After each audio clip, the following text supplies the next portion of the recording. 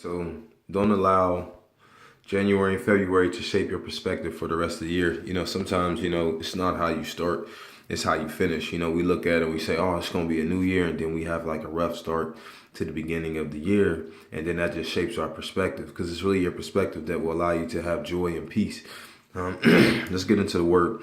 Isaiah 43, verse 18. Forget the former things or things of the past. Do not dwell on the past. Verse 19. See, I am doing a new thing.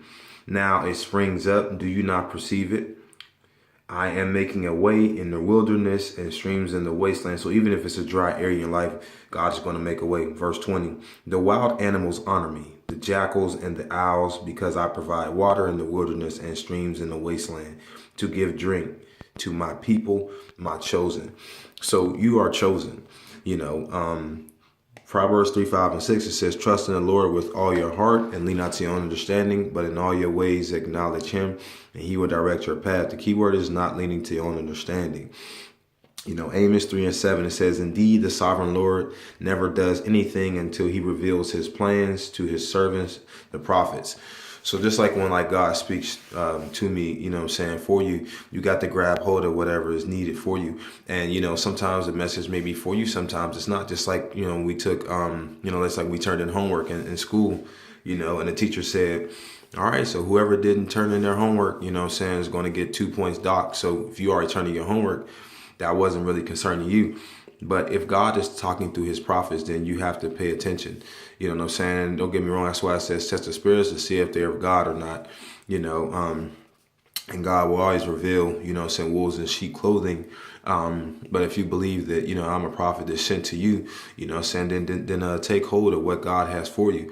You don't have to, look at what happened in January and February and say, you know what, regardless of what happened, I'm still going to trust what God is saying in this hour.